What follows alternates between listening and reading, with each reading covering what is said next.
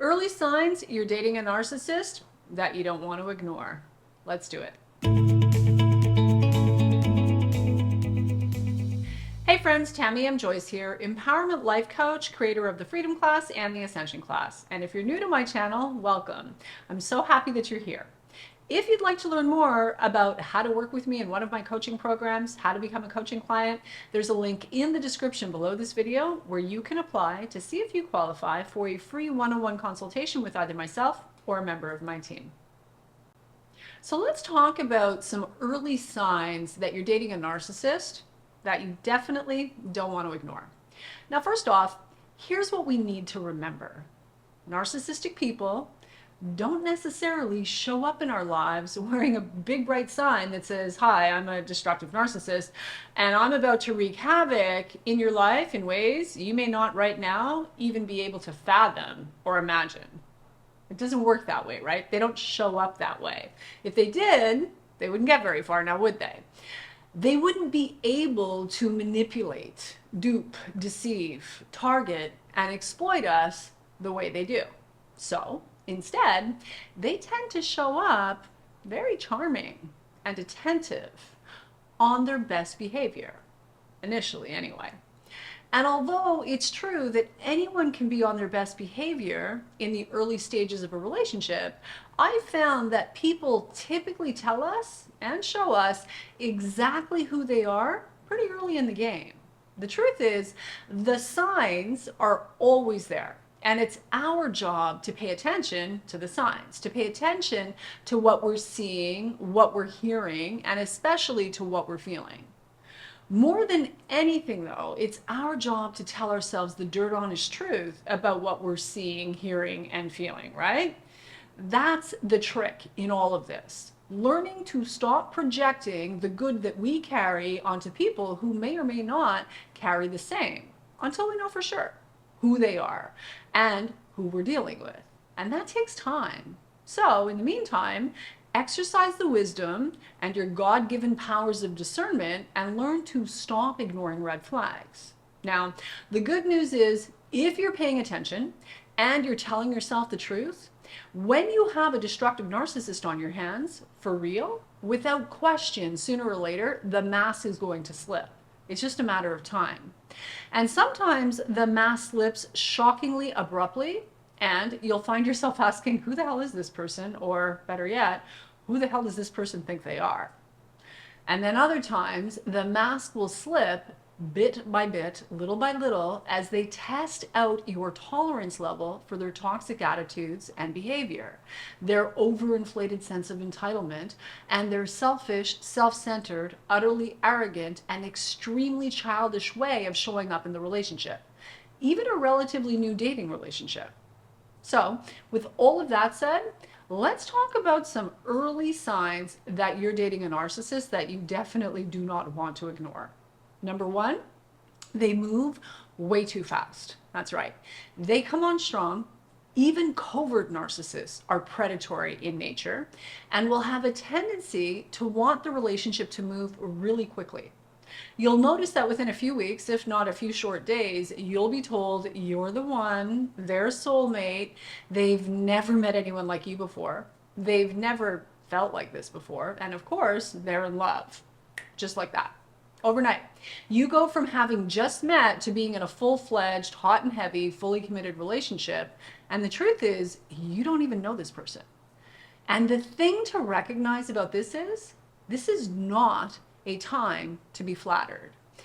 If you are easily swept up in romantic relationships that move at the speed of light, intoxicating as that may be, this is not love, not really. Nor is it a sign that you've met your twin flame or your soulmate. Rather, it's far more likely that you're an untreated codependent with a wounded inner child inside of you, a wounded inner child that is driving the bus of your life, and not very well, I might add. And this wounded inner child is an aspect of our subconscious, our psyche, that needs some serious tending to. And no judgment, we all have an inner child. So be willing to see that for what it is, be smart, and put the brakes on with Speedy Gonzalez over there, and give yourself the life-changing gift of doing some real healing and recovery work so you can stop hurting yourself. Here's the thing. Healthy love takes time to develop. Now, although it can and likely will be hot and exciting and filled with passion and a degree of intensity, it will also be calm and steady and peaceful. It won't have an addictive, compulsive, fear of missing out, must have, gotta have it now, crazy and crazy making vibe to the whole thing. Furthermore, a healthy potential partner with genuine and sincere intent is going to want to take the time it takes to actually get to know you. Anytime anyone wants you to move at the speed of light in any relationship, not just romantically, that, my friend, is a huge red flag that you do not want to ignore. Sign number 2 on the list of early signs you're dating a narcissist is you'll find that the relationship is very one-sided. In fact, very quickly, you'll find yourself being the one making all the effort, while also being criticized or shamed for not being quite enough, not doing it quite right. Whatever the it is, you're just not getting it right, doing it right. In other words, even though you're the one expending all the energy and effort to keep this thing alive, the message you receive is you're not right. Somehow, some way, you're not quite good enough. This is how the narcissist will justify the one-sided, totally lopsidedness, nature of the relationship and their colossal lack of genuine effort or reciprocity. They'll happily watch you do all the work, but before you have a chance to notice, they'll start criticizing, blame shifting, maybe even outright shaming you, dropping subtle little hints that aren't so subtle, making derogatory comments. And when you take the derogatory comment to heart, they'll attempt to gaslight you by calling you too sensitive and backpedal under the guise of, I was only joking.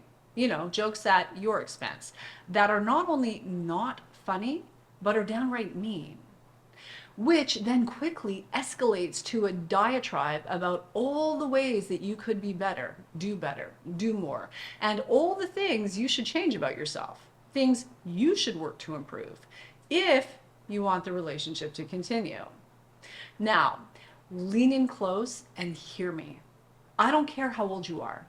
If it's early stages of the relationship and you're already feeling insecure, less than, not good enough, or unworthy in any way, and you're doing all the work to keep this thing alive, that is not only a huge red flag, that is a great big neon sign telling you to run and don't ever look back. Number 3, bizarre scrutiny. That's right. You feel like you're under a microscope, being scrutinized. And likely you feel that way because in a very real way, you are. This can show up in the way they look at you, scanning you like you're a piece of meat, looking for any perceived flaw, and leaving you wondering whether or not you're measuring up. They want to know all about you, your family, your history, etc., while disclosing very little of any real consequence about themselves. Now, this is not the same as genuine interest. It feels different. You get the sense that they're actually gathering data that they'll later use against you. And if you're honest with yourself, you can feel the difference. Now, truth be told, the flip side can be true as well.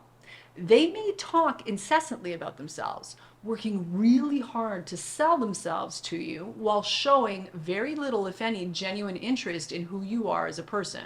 Naturally, this too is a big red flag. Now, comment below and let me know whether or not you can relate to any of this. Let me know in the comments section below. Also, if you'd like to learn more about the possibility of working with me in one of my coaching programs, as I mentioned before, there's a link in the description below this video where you can apply to see if you qualify for a free one-on-one consultation with either myself or a member of my team. There's also a brand new free gifts section linked in the description below this video, so be sure to avail yourself of that as well. Next on the list of early signs you're dating a narcissist that you don't want to ignore, they play games. Like, for example, leaving you hanging, keeping you waiting, not calling when they say they're going to call, running hot and cold, coming on really strong, then acting really nonchalant towards you, being evasive and secretive, building you up with great anticipation and expectations, then letting you down. and enjoying the confusion and discomfort that they're deliberately manufacturing in you. Again, run. Number 5, it's very clear that they lack boundaries. For example, wanting sex way too quickly and getting angry when you say no, or showing up unannounced or uninvited at your home, place of work, or somewhere else where you may happen to be. Another example could be telling you they've separated or they're divorced or nearly divorced when in fact they aren't anywhere near being divorced. Another telltale sign of a lack of boundaries is talking about ex relationships in great detail while demeaning or demonizing their ex, going on about how they were victimized and how hard done by they were in the relationship. They'll also tell you deeply personal things about others, whether that's their ex, their friends, their family, the kind of things that any decent human being would never disclose and would absolutely keep in confidence. Going on and on about those things in the early stages of a new relationship is not a good sign. In fact, it demonstrates a clear lack of healthy limits and fundamental boundaries, as well as a lack of the most basic level of emotional intelligence. Not good. Friends, these aren't just early warning signs. These aren't just red flags. In my view, these are absolute deal breakers for healthy people with any level of self-worth and self-respect. So what do you do? Well, personally, I believe the best thing you can do is learn to go slow and practice trusting your instincts. Learn to pay attention to what your body is telling you and trust what you feel. Pay attention to the signs. Take your time with people. Work on your own healing and recovery. Learn to set boundaries. Learn to enforce them. Learn to trust yourself. Learn to pay attention to what you're seeing, what you're hearing, and what you're feeling, and be willing to tell yourself, again, the dirt honest truth, even when it's not what you'd rather it be. Now, here's another point I really want to drive home. When someone really cares about you, they are going to care about your wants, your preferences, your needs, and your comfort. Those things are not seen as a barrier to what they want, but rather they're honored and respected because they value you. And because of that, your comfort matters. It will be clear that they genuinely care about your well-being, not just in the short term during the love bombing phase, but consistently, reliably, and predictably, they are able to demonstrate respect and real care over time. So if the person you're with isn't demonstrating this kind of genuine care and concern for you and your well-being, your comfort, ask yourself, do you really want to spend the rest of your life defending your feelings, your preferences, your wants, and your needs? Probably not. Here's what's true. If you have a history of attracting one destructive narcissist after another, always finding yourself on the receiving end of emotional and psychological abuse, the truth is you have some work to do in the area of codependency and narcissistic abuse healing and recovery. What most people don't like to hear, but I have to tell you because it's the truth, is this: nothing changes if nothing changes. If you don't do something about what's going on inside of you that keeps attracting this type of individual in your life, nothing's going to change for you, not really. And you will only continue to repeat the painful pattern. And let's be honest, you deserve better, so much better. It's time now. And on that note, I'm going to call it a wrap. But before I go, you should know the Ascension class is open for enrollment. Now, this is for you if you're ready and able to invest in yourself, you're ready to shift your identity, master the law of attraction, heal your relationship with money, and put a full stop end to the limiting beliefs and self-sabotaging behaviors that are holding you back and preventing you from living your best life.